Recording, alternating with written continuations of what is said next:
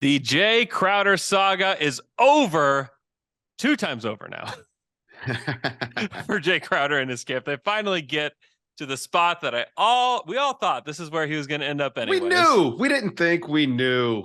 We knew He he was fin- going to Milwaukee. he finally got there in exchange for 5 second-round picks. Five, that just feels like a lot. That feels like a lot of second-round picks. Feels like a full bowl of second-round picks going to the Nets.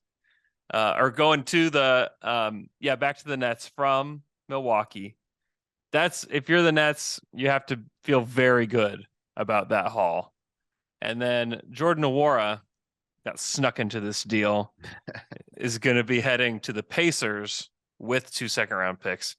The most impactful thing today is clearly Jae Crowder, as long as he's in decent shape, playing for the Bucks. How do you feel about it, Dave DuFour? I mean, they needed another guy who can play some defense, and with Bobby Portis out, I mean, he definitely fills a need for them short term as well as come playoff time. He's a proven playoff player, and they need those kind of guys. They could use a little bit of Chris Middleton insurance. I mean, you don't necessarily want him playing a lot at 3 at this point in his career, but he can certainly step up and do that for a little bit of time. And he's better than their other options if Middleton is hurt or if Portis isn't back to 100% right away. So, I mean, it was a good deal, but really, like, there's also a bit of a mindset that comes along with Jae Crowder.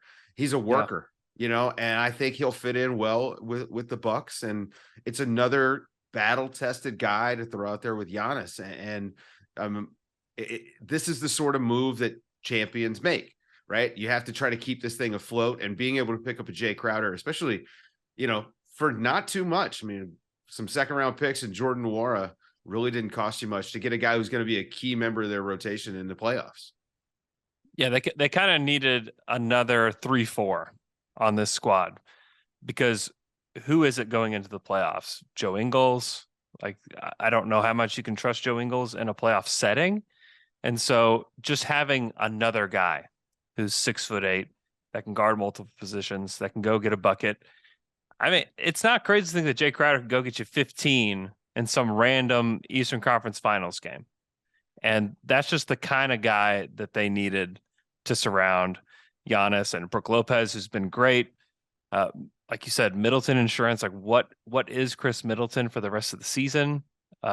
Uncertain, but at least this is very helpful for both the rest of the way, like you said. And then in the playoffs, man, like this guy has played a lot of playoff series, and you need experience. If something has been proven year after year, is like you need experienced players when it comes to making deep playoff runs. Yeah, he's going to lace up his steel toe boots, and he's going to have a game or two where he goes 4 of 7 from 3. And Yeah. he's not a hesitant shooter. So it's almost it's not quite an approximation to the PJ Tucker role that PJ played there. But I think from a mindset perspective, I think he can help give them a little boost. And they've wanted him for a while. Like, this has been since the summer. This has been an open secret. I thought it was going to cost them Pat Connaughton, but it didn't cost them one of their key rotation guys. They needed to keep Connaughton because they needed that shooting. So I think this was a great deal for the Bucks. And I don't know if they're done. They could still, to me, use a little bit of help up with their guards. So it's early. We got a couple hours, so we'll see what happens. But I like that they finally got this deal done.